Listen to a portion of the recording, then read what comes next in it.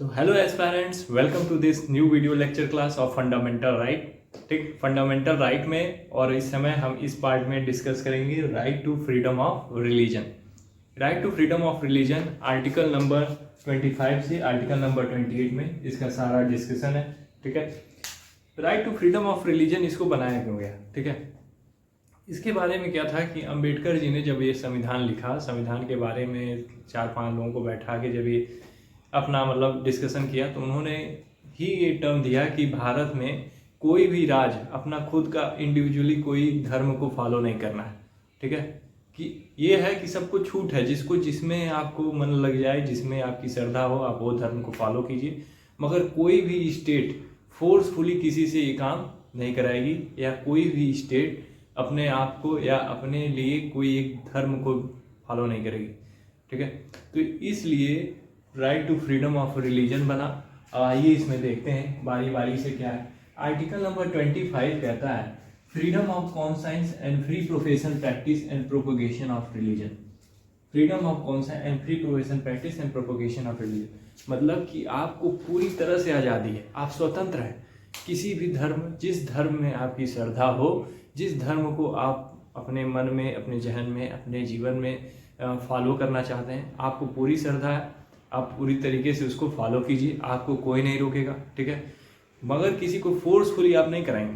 ठीक, तो इसमें यही है कि आर्टिकल नंबर 25 में कि आप पूरी तरीके से स्वतंत्र हैं, अपने किसी भी धर्म को आप फॉलो कर सकते हैं। कोई भी स्टेट, ठीक है, आपके ऊपर ज़बरदस्ती नहीं करेगा कि आप यही धर्म फॉलो करो, या समझ लो कल को आगे चल के कोई दूसरा ऐसा पॉलिटिक्स, ऐसा पार्टी आ जाती है या स्टेट को ऐसी पार्टी रूल कर रही होती है जो किसी एक धर्म के विरोध में है, तो ये नहीं है कि उस धर्म को हटा के दूसरे धर्म को फोर्सफुली वो कराएगी। ऐसा हमारे संविधान में है ही नहीं। ठीक, तो इस आर्टिकल नंबर 25 से क्या है, आपको पूरी तरीके से स्वतंत्रता मिलती है कि आप कोई भी प्रैक्टिस, जिस धर्म को आप पालन करना चाहते हैं, जिस धर्म को आप मानते हैं, आप पूरे तरीके से स्वतंत्र हैं, फ्रीडम है, आप अपना धर्म का पालन कीजिए। Article number 26 freedom to manage religious affairs.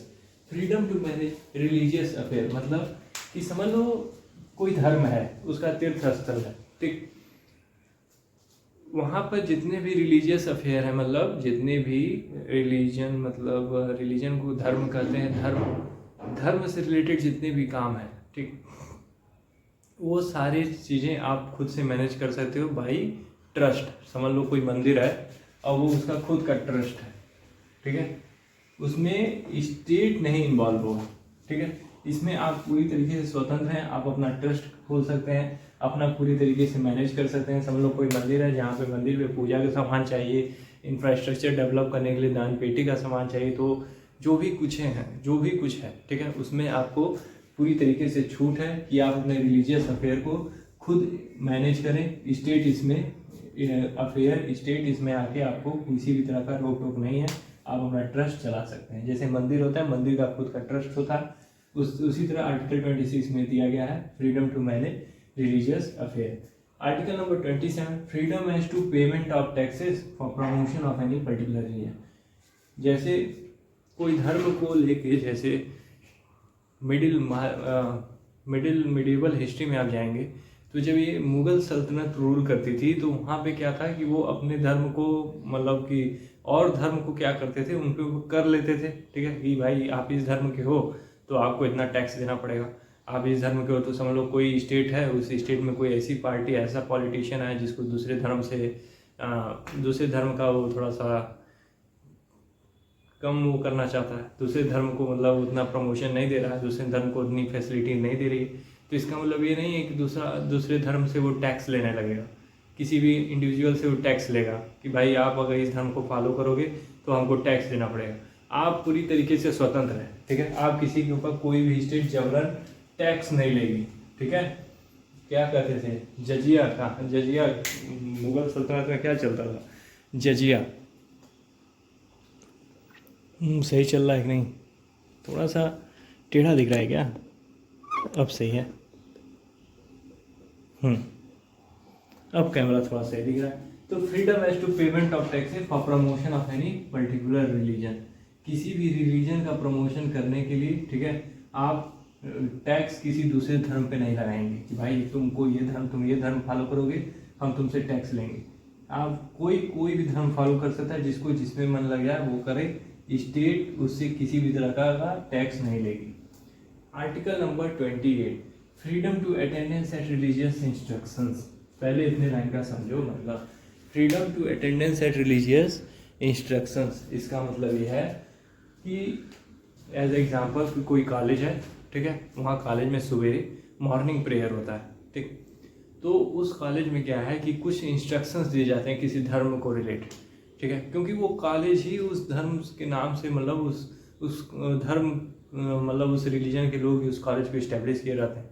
मान लो एक बात को समझो, और जब प्रेयर होता है, प्रार्थना होती है, तो उस धर्म के बारे में एक प्रार्थना होती है। और अगर आप किसी दूसरे धर्म से हो और आप उस कॉलेज में जा रहे हो, आपकी मजबूरी है क्योंकि वो पास का कॉलेज है, पास का ऑर्गेनाइजेशन, पास का इंस्टीट्यूट है, आप जा रहे हो, तो अगर आपको लगे कि नहीं यार हम इस धर्म के हैं, हमको ये चीज़ फॉलो नहीं करनी, तो आपको पूरी तरीके से अटेंडेंस, आपका फ्रीडम टू अटेंडेंस, ठीक, तो आपके अटेंडेंस हो या ना हो, इसके आपको पूरी छूट है कि आपको भाई, आपको नहीं मन है इस इंस्ट्रक्शन में आने का तो आप मत आइए, मगर कॉलेज अगर उसी धर्म से रिलेटेड इस्टेब्लिश्ड है, ठीक है, तो वो पूरी तरीके से, और religious worship in certain educational institution, तो किसी तरह की भी पूजा हो रही है, ठीक है, तो आप उसमें पूरी तरीके से स्वतंत्र हैं कि आप उस कॉलेज में प्रार्थना के टाइम, उस टाइम आप अटेंडेंस दें चाहे ना दें, ठीक, आपको कोई फोर्सफुली आने को आपको नहीं कहेगा, फोर्सफुली आपको पूजा करने को, उस धर्म से रिलेटेड आपको प्रैक्टिस करने को कोई भी स्टेट, ना तो कोई भी कॉलेज आपको फोर्सफुली नहीं करवाएगा कि आप आओ और ये पूजा करो, हमारे धर्म की पूजा करो। जैसे एक कॉलेज है, उसका नाम नहीं लूँगा, उस कॉलेज में क्या हुआ था, कबीर के दोहे और गुरु नानक जी का इंस्ट्रक्शंस दिया जाता था। उन्होंने अपने लाइफ में जो चीज़ सीखी उसको बताया जा रहा था, कॉलेज का नाम नहीं लूँगा। और उसमें क्या हुआ कि कुछ लोगों ने आपत्ति जता दी।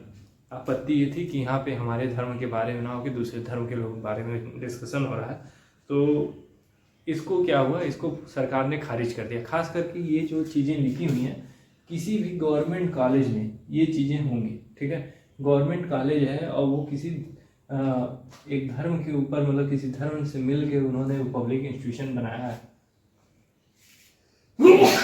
सॉरी, तो उसमें आप पूरी तरीके से स्वतंत्र हैं कि चाहे आप वो वर्शिप, वो अटेंडेंस, वो प्रेयर आप अटेंड करें चाहे ना करें, आपको कोई रोक टोक नहीं है।